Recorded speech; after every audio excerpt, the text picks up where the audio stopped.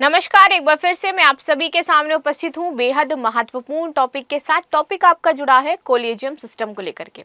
आप सभी जानते हैं जो कॉलेजियम सिस्टम है वो कहीं ना कहीं हमेशा विवादों में रहता है। भारत के जो मुख्य न्यायाधीश हैं और उसके साथ जो अन्य न्यायाधीश हैं उनकी नियुक्ति किसके द्वारा की जाती है? राष्ट्रपति के द्वारा की जाती है। अभी जो मुख्य न्यायाधीश को नियुक्त करने की जो प्रोसेस है बेसिकली वो ये है कि जो वरिष्ठतम होगा, यानी कि वरिष्ठता के आधार पर मुख्य न्यायाधीश की आपकी नियुक्ति होगी। तो इस तरीके से प्रोसेस रहता है। लेकिन यहाँ पर कई बार ये कहा जाता है कि ये जो मुख्य न्यायाधीश की नियुक्ति है और साथ ही साथ जो अन्य न्यायाधीश नियुक्त किए जाते हैं इनमें भाई भतीजावाद चलता है। ठीक है, भाई भतीजावाद कहने का अर्थ ये है कि जो उनके निकटतम होते हैं, जिनके साथ उनके व्यवहार अच्छे होते हैं, उनके नाम की अनुशंसा आगे कर दी जाती है और उनको क्या कर दिया जाता है? न्यायाधीश और मुख्य न्यायाधीश इस तरीके के लिए नाम भेज दिए जाते हैं। तो इस तरीके से आप समझ सकते हो, जैसे बॉलीवुड में हम कहते हैं ना कि भाई भतीजावाद चलता है, उन्हीं के घर के सब लोग हैं जो मूवी में काम कर रहे हैं, तो सेम इसी तरीके से यहाँ पर होता है कि मान लीजिए उनकी फैमिली से कोई है तो उसको वरीयता दी जा रही है, या उनसे जुड़ा हुआ कोई व्यक्ति है, दोस्त है उसका, तो उसको वरीयता दी जा रही है। इसके लिए कहते हैं जो कॉलेजियम सिस्टम है उसमें ट्रांसपेरेंसी नहीं है।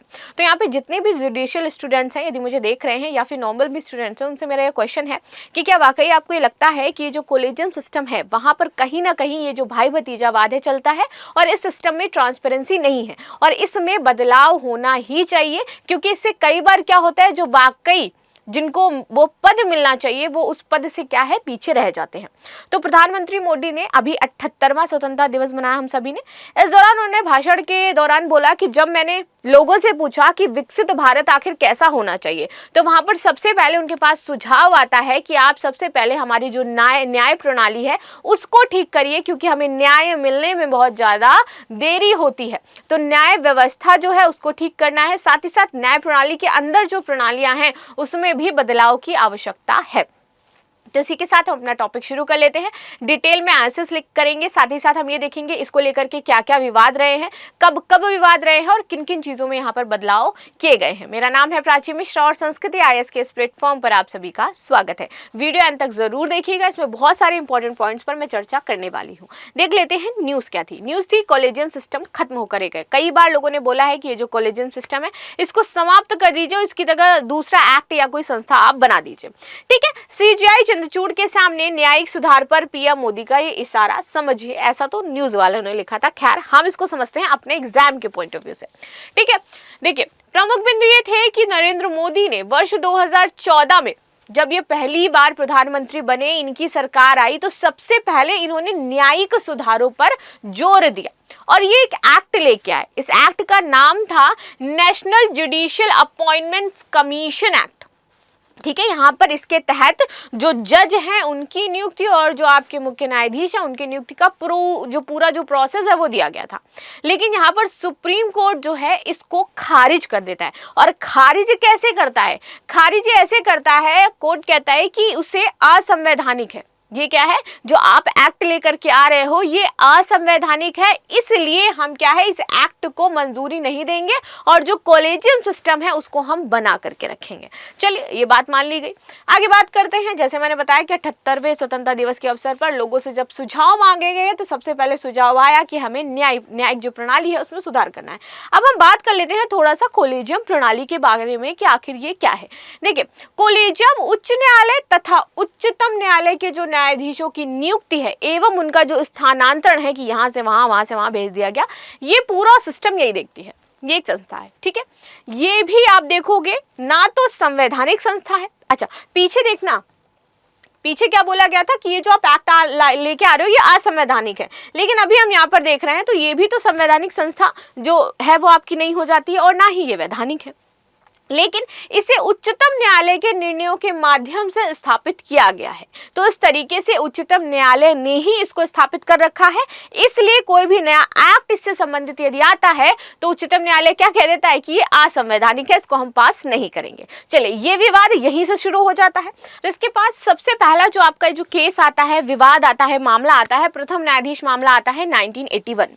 ठीक है, इस मामले में उच्चतम न्यायालय ने कहा, निर्णय सुनाते हुए, कि जजों की नियुक्ति के लिए उच्चतम न्यायालय के मुख्य न्यायाधीश द्वारा की गई जो अनुशंसा है उसको राष्ट्रपति खारिज कर सकता है। लेकिन वो खारिज कब करेगा? जब वो कोई ठोस प्रूफ देगा खारिज करने के लिए, यानी कि कारण बताओ यहाँ पर आप खारिज क्यों कर रहे हो, आपके पास कोई ठोस प्रूफ है खारिज करने का या आप ऐसे ही खारिज कर दे रहे हो। तो किसके जो मुख्य न्यायाधीश ने अनुशंसा करी होगी दूसरे न्यायाधीशों की नियुक्ति के लिए। चलो आगे आ जाते हैं। दूसरा मामला आता है आपके न्यायाधीश का मामला 1993 में।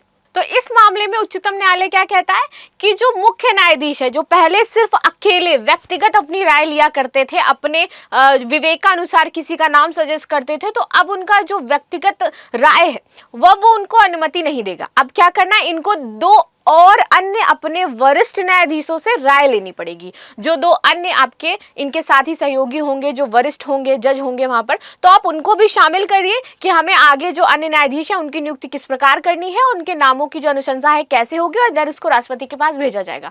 तो यहाँ पे ये बोल दिया गया कि आप क्या करिए, दो अन्य वरिष्ठतम जो न्यायाधीश हैं उनको अपने इस प्रोसेस में शामिल करो, उनसे परामर्श लो और देन इसके पश्चात आप क्या करो, नाम को आगे भेजो। इस अनुशंसा पर कार्यपालिका अपनी आपत्ति दर्ज कर सकती है। यहाँ पर कार्यपालिका के पास अधिकार है कि आप आपत्ति दर्ज करो, लेकिन कार्यपालिका बाध्यकारी है किसके निर्णय पर, मुख्य न्यायाधीश के निर्णय पर।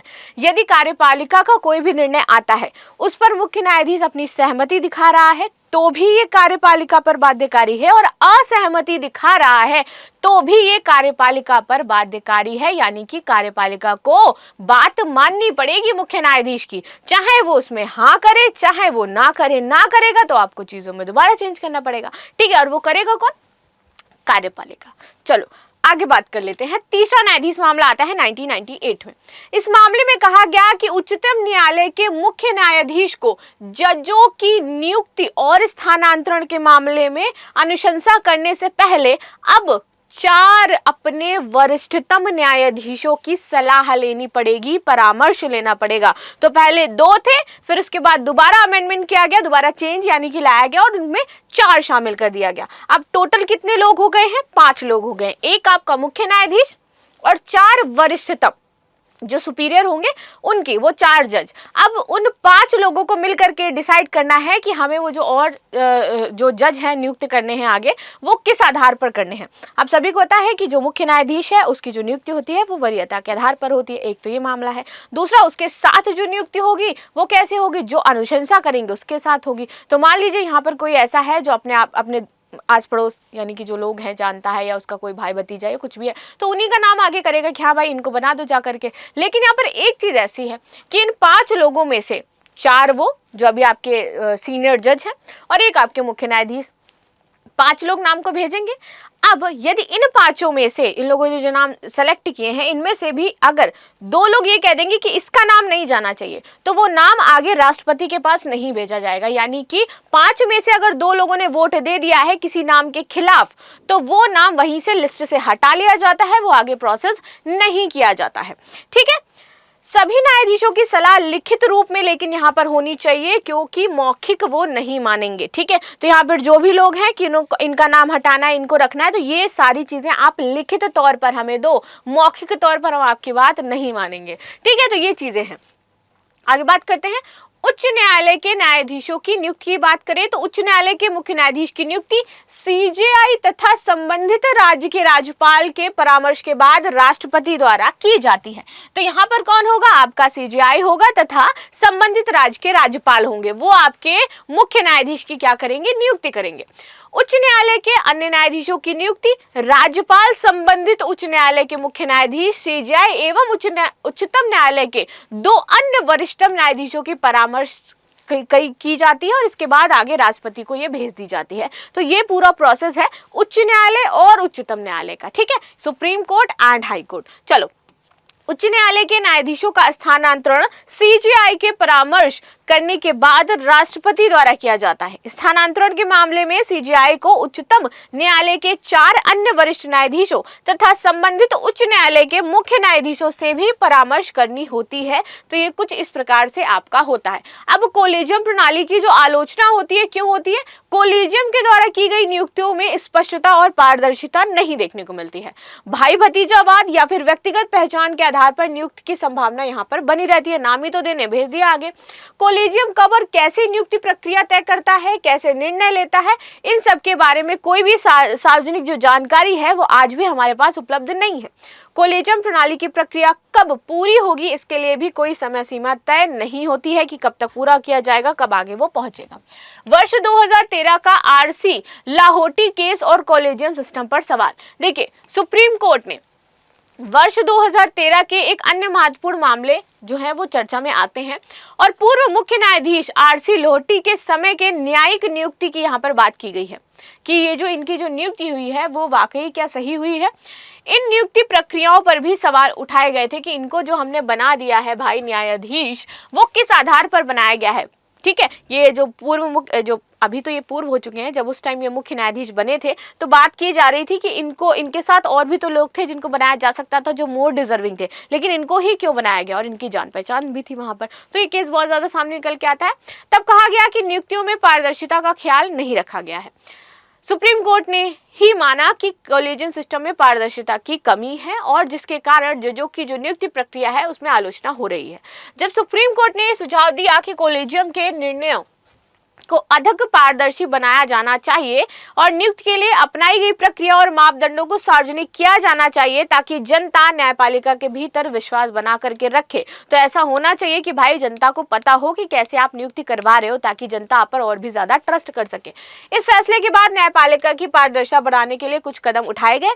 सुप्रीम कोर्ट की वेबसाइट पर कॉलेजियम के निर्णयों को प्रकाशित करने की सिलसिला भी तभी से शुरू हुआ है कि वो अपने निर्णय क्या करती है, अपने वेबसाइट पर जाकर के डाल देती है। अब आप उनके निर्णय पढ़ो, समझो, उनकी भाषा में है और आपको समझ में आए तो बहुत अच्छी बात है, पढ़ करके आ जाओ।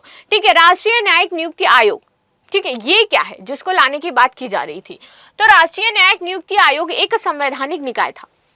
ठीक है, आगे बात करते हैं। इसे न्यायाधीशों की नियुक्ति की वर्तमान कॉलेजियम प्रणाली को प्रतिस्थापित करने के लिए 99वें संवैधानिक संशोधन अधिनियम के माध्यम से प्रस्तावित किया गया था और वहां पर सुप्रीम कोर्ट ने क्या कह दिया कि ये जो आप लेकर के आ रहे हो ये असंवैधानिक है। ठीक है, संवैधानिक नहीं है। एनजीएसी में कुल 6 सदस्य होंगे। भारत के मुख्य न्यायाधीश, सर्वोच्च न्यायालय के 2 अन्य वरिष्ठतम न्यायाधीश, केंद्रीय कानून मंत्री, 2 प्रतिष्ठित व्यक्ति, इनमें से एक सदस्य कोई महिला या फिर अनुसूचित जाति या अनुसूचित जनजाति या ओबीसी या अल्पसंख्यक समुदाय का होगा, जिसमें से लिया जाएगा नीचे लास्ट में जो 2 प्रतिष्ठित व्यक्ति हैं उसमें। ठीक है, तो इस तरीके से था। इन 2 प्रतिष्ठित व्यक्तियों की नियुक्ति एक समिति द्वारा की जानी प्रस्तावित थी। इस समिति के सदस्यों में प्रधानमंत्री थे, भारत के मुख्य न्यायाधीश थे, लोकसभा में विपक्ष के नेता, विपक्ष का कोई नेता नहीं है तो लोकसभा में सबसे बड़े विपक्षी दल का नेता इसमें शामिल हो जाता था।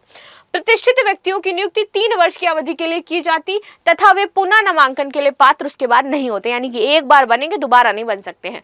सुप्रीम कोर्ट ने न्यायिक चयनों में राजनीतिक कार्यकारी की भागीदारी से संविधान के बुनियादी संरचना जो सिद्धांत है और न्यायिक पालिका की जो स्वतंत्रता है इसके खंडन का तर्क देते हुए एनजेएसी को असंवैधानिक घोषित कर दिया था। उन्होंने बोला था कि ये जो आपकी राजनीति है वो इसमें नहीं आ सकती है, सुप्रीम कोर्ट में इन्वॉल्व नहीं हो सकती है, इसलिए ये असंवैधानिक हो जाता है और इसलिए हम आपका ये जो एनएजीसी है इसको यहीं पर खारिज कर देते हैं।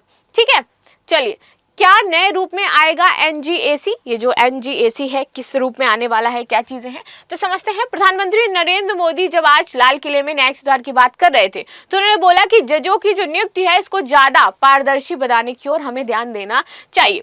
आने वाले दिनों में इसके लिए कॉलेजियम सिस्टम की जगह एक नई व्यवस्था आपको शायद देखने को मिल सकती है। नई व्यवस्था में न्यायिक नियुक्ति आयोग की तरह ही कोई सिस्टम आपका सेट किया जाना है। संभव है कि इस बार सुप्रीम कोर्ट की सहमति लेकर ही कॉलेजियम सिस्टम को खत्म या फिर इसमें बड़े सुधार लाने का प्रयास किया जाए। तो यहाँ पर ये बातें कही जा रही हैं। आगे की राह पर ये बात की गई है कि इस विवाद का मूल प्रश्न यह है कि न्यायपालिका की स्वतंत्रता को बनाए रखने के लिए कॉलेजियम सिस्टम ही जरूरी है।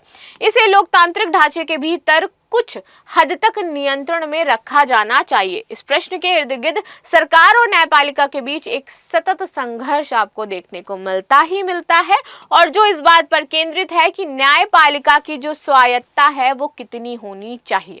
ठीक है, कि वो फ्री है लेकिन कितनी फ्री होनी चाहिए, इस पर यहाँ पर बात की जा रही है। बाकी आ जाते हैं प्रश्न पर कि राष्ट्रीय न्यायिक नियुक्ति आयोग एनजेएसी में कुल कितने सदस्य थे? 3 थे, 5 थे, 6 थे या फिर 9 थे? आप सभी मुझे कमेंट में जरूर बताएं।